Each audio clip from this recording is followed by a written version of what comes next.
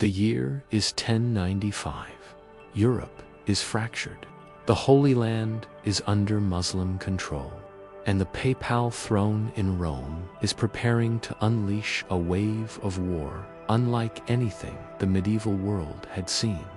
At the Council of Clermont, Pope Urban II raises his voice and calls upon Christian knights to take up the cross. The promise is salvation. The mission is sacred, but the path ahead will be paved in blood. The Crusades have long been remembered as holy wars, but behind the religious banners were deeper motives: power, politics, land, and wealth. Knights rode not only for faith, but for fortune. The Muslim defenders fought not just for Jerusalem, but for survival and honor. And caught between them were countless civilians who bore the true cost of war. Today, we peel back the layers of myth, legend, and propaganda to uncover the truth about the Crusades. We will journey across centuries, from the dusty streets of Jerusalem to the courts of kings, from papal chambers to the battlefield. The truth will challenge everything you think you know. Prepare for an unflinching look at the alliances, betrayals, victories, and tragedies that shaped the medieval world. This is not the romanticized Crusades of storybooks. This is the raw, complicated reality. In late November 1095, Pope Urban II stood before a crowd in Clermont, France, his voice echoing through the winter air. His words promised eternal salvation to any who would take up arms to reclaim the Holy Land from Muslim control. It was the spark that would ignite nearly 2 centuries of conflict. The Christian world was in turmoil, and the Byzantine Empire, under threat from Seljuk Turks, had pleaded for aid. But Urban's vision extended far beyond helping Constantinople. A crusade would unite Europe under papal leadership, divert knights from internal feuds, and expand Christendom's influence. News of the Pope's call spread quickly across Europe. From the smallest village to the courts of kings, men and women whispered of Jerusalem, the sacred city of Christ's life and death. Some saw glory, others saw plunder, but all were caught in the fervor of the holy cause. The cross became the symbol of the mission. Knights stitched red crosses to their tunics, peasants carved them into wooden staffs, and thousands began the long march eastward, a march that would test their faith, endurance, and humanity. The First Crusade was less an organized army and more a collection of lords, knights, and peasants driven by religious zeal. They traveled across treacherous terrain, through hunger and disease, facing constant skirmishes along the way. Yet their numbers swelled as they moved east. The People's Crusade, led by Peter the Hermit, set out before the knights could even gather, ill-equipped and poorly disciplined. They clashed with local populations in Europe and were slaughtered by the Turks before reaching Jerusalem. This tragedy served as a grim warning to those who followed. When the main Crusader armies finally crossed into Anatolia, they encountered fierce resistance from Seljuk forces, but victory at Nicaea and Dorylaeum fueled their determination. Every step brought them closer to the Holy City, but also deeper into enemy territory. This was not merely a war of swords and shields. It was a war of endurance. The Crusaders faced starvation, disease, and betrayal, yet they pressed on, driven by faith, greed, and the promise of eternal reward. The path to Jerusalem was long and brutal, stretching across thousands of miles of unfamiliar territory. Crusaders faced blistering summers, freezing winters, and the constant threat of disease. Food was scarce, and many resorted to eating whatever they could find, including wild plants and, at times, their own horses. The march tested not only their bodies, but also their faith. The People's Crusade, led by Peter the Hermit, was the first wave to depart poorly armed, poorly organized, and disastrously unprepared. Many never made it past Anatolia, falling to starvation, disease, or Turkish ambushes. It was a grim foreshadowing of the hardships to come. Those who followed in the main armies would face better odds, but no less danger. The Byzantine Empire, under Emperor Alexios I Komnenos, became the Crusaders' first alliand, first source of tension. Alexios demanded that any captured lands be returned to Byzantine control, a condition that sat uneasily with the crusading leaders. Suspicion simmered, as neither side fully trusted the other's intentions. The fragile alliance was forged more out of necessity than friendship. Crossing into Muslim-controlled lands brought the reality of war into sharp focus. Skirmishes erupted along the way, with crusaders often outnumbered, but fighting with desperate determination. Each mile toward Jerusalem was paid for in blood and suffering, and the Holy City still lay far beyond the horizon. Antioch, one of the great cities of the Near East, stood as the gateway to Jerusalem, surrounded by massive walls and defended by determined Muslim forces. It was a fortress that would test the very will of the Crusaders. The siege began in October 1097 and would drag on for months, pushing men to the brink of despair. Supplies ran dangerously low, forcing many to eat grass, leather, and even the flesh of their enemies in moments of desperation. The freezing winter nights claimed countless lives, and disease swept through the camps. Morale faltered, yet the belief that God was guiding them kept the Crusaders' resolve from shattering completely. It was treachery that finally opened Antioch's gates. Bohemond of Taranto struck a secret deal with an Armenian guard inside the city, and on June 3, 1098, the Crusaders stormed in. But their victory was short-lived. Just days later, a massive Muslim relief army arrived, trapping them inside the city they had just taken. The siege had turned into a siege within a siege. In this darkest hour, a priest claimed to discover the Holy Lance, the spear said to have pierced Christ's side hidden beneath the floor of a church. Whether genuine or not, the relic rekindled the Crusaders' spirit. They charged out against impossible odds and emerged victorious, securing Antioch and clearing the path to Jerusalem. By June 1099, the Crusaders had reached the walls of Jerusalem, weary yet burning with purpose. The city, under Fatimid control, was heavily fortified. Its defenders prepared for a brutal siege. The Crusaders encircled the Holy City, cutting off supplies and constructing massive siege towers to breach its defenses. For days, assaults failed under a hail of arrows and stones. Then, on July 15th, the Crusaders breached the walls, pouring into the city in a frenzy. What followed was a massacre that left no corner of Jerusalem untouched. Muslims, Jews, and even Eastern Christians fell to the sword. Their cries, echoing through streets, meant for prayer and peace.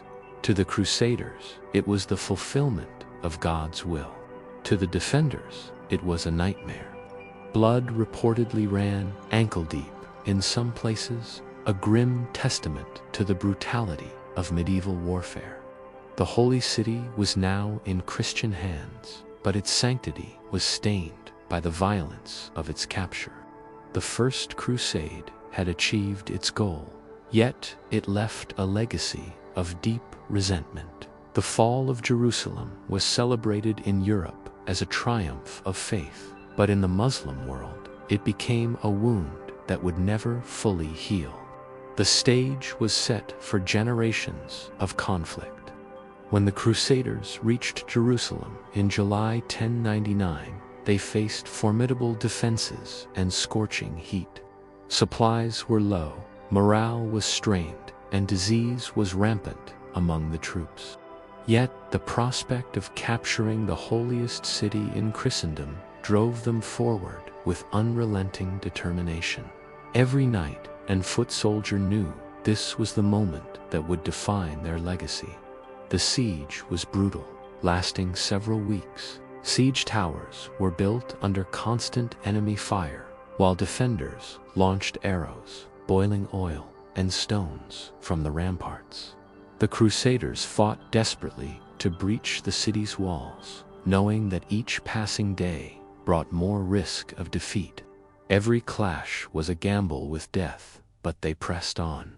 When the walls were finally breached, chaos erupted within the city. Christian knights stormed through the streets, cutting down defenders and civilians alike. Chroniclers from both sides describe rivers of blood flowing in the holy streets, a haunting testament to the ferocity of the assault. The city's fall was a moment of triumph and tragedy intertwined. For the Crusaders, the capture of Jerusalem fulfilled a divine mission. For the city's Muslim and Jewish inhabitants, it was a catastrophe of unimaginable scale.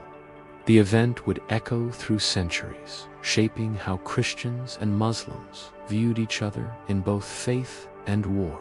With Jerusalem under their control, the Crusaders established the Kingdom of Jerusalem, a fragile Christian state surrounded by hostile forces. Its leaders knew survival would depend on fortifications, alliances, and control over vital trade routes.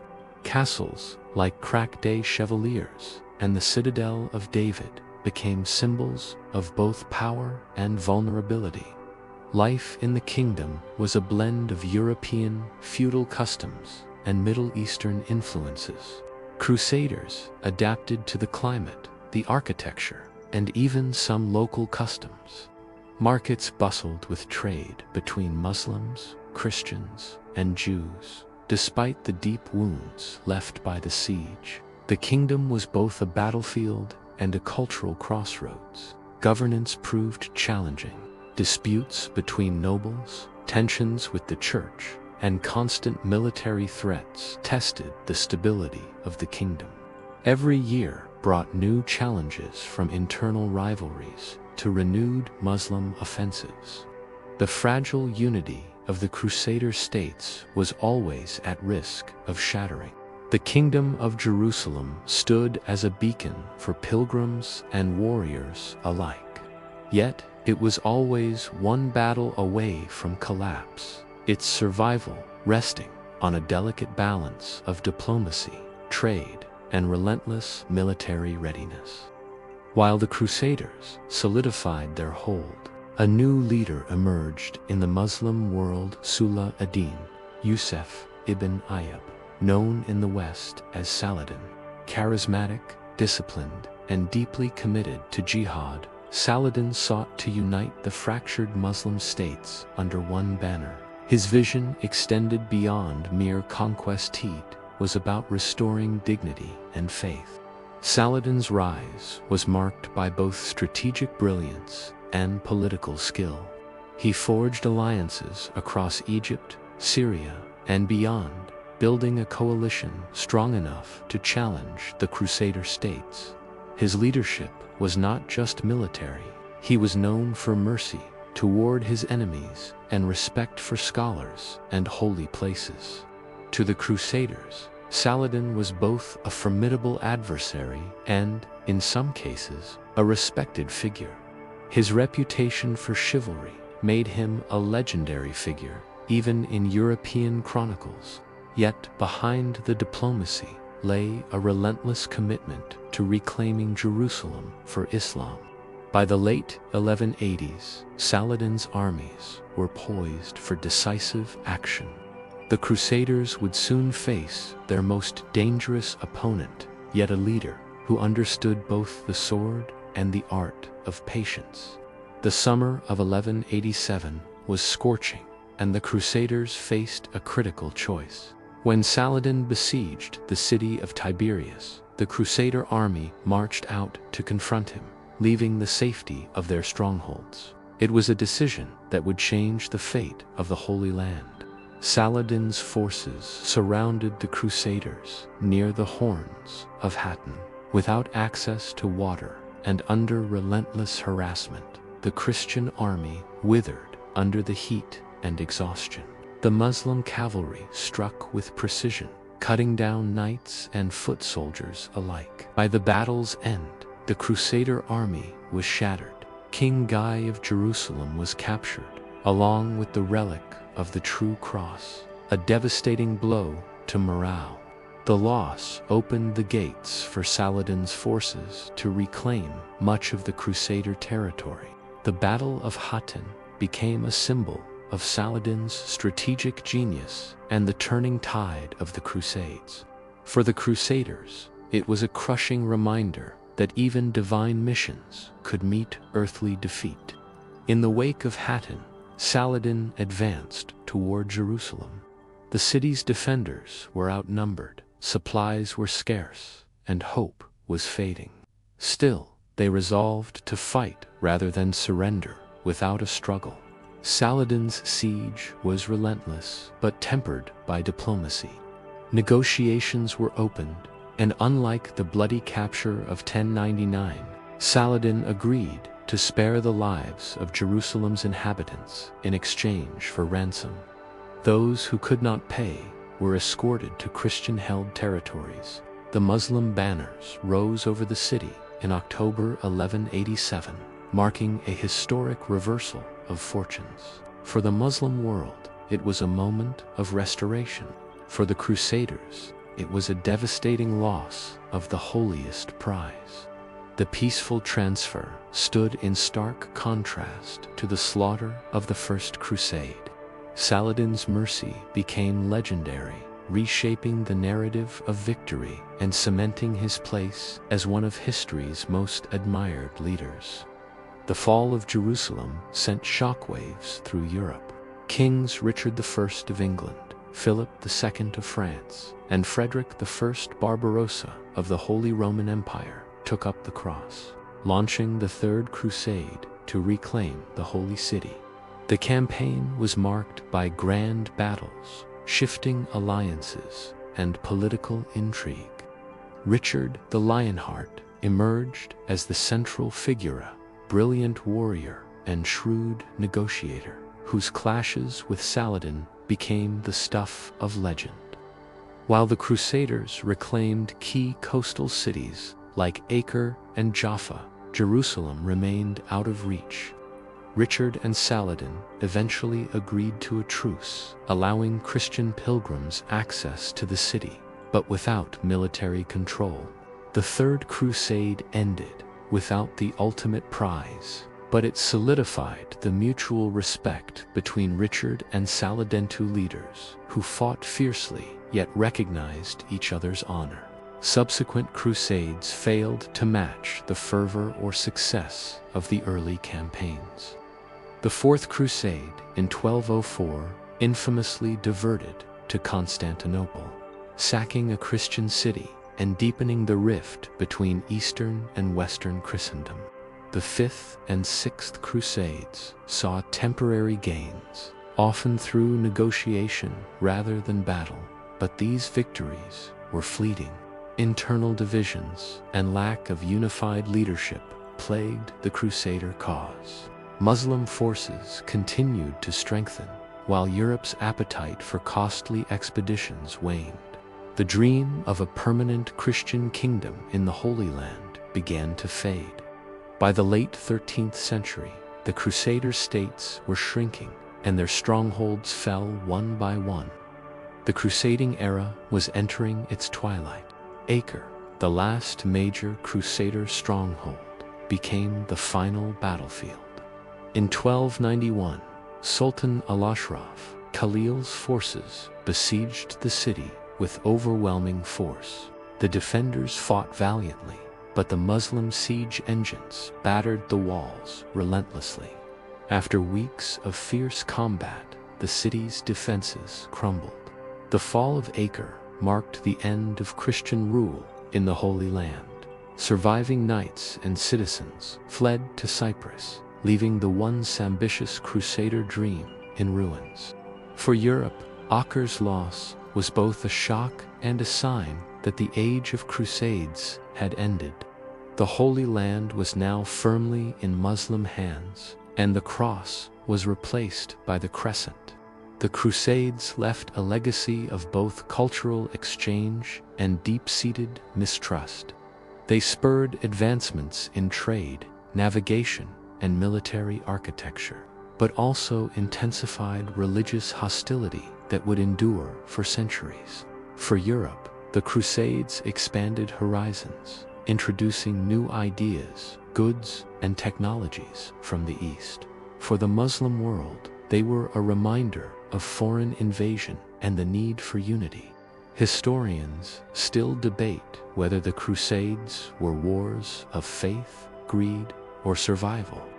In truth, they were a mix of all three, shaped by human ambition, belief, and circumstance.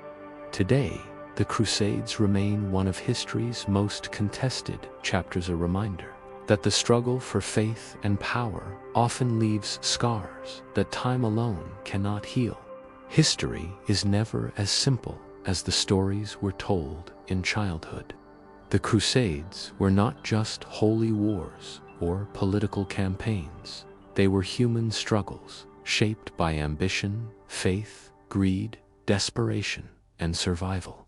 Every battle, every alliance, and every betrayal carried the weight of thousands of lives, and their echoes still shape the modern world. The truth is that no side held a monopoly on virtue or villainy. Crusaders and Muslims alike saw themselves as protectors of their people and defenders of their beliefs. In the midst of swords and banners, there were also merchants seeking trade, scholars exchanging ideas, and common people just trying to endure the chaos.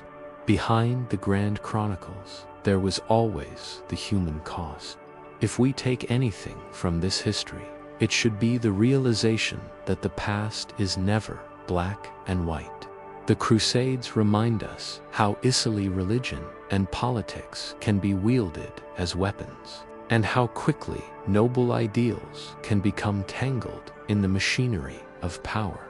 Understanding that complexity is the first step toward not repeating it. Thank you for joining us on this journey through centuries of conflict, diplomacy, and faith. If you believe history should be told in full, the victories, the tragedies, and the uncomfortable truths, then like this video, subscribe to our channel, and share it with others who value real history. Until next time, keep questioning, keep learning, and keep seeking the truth.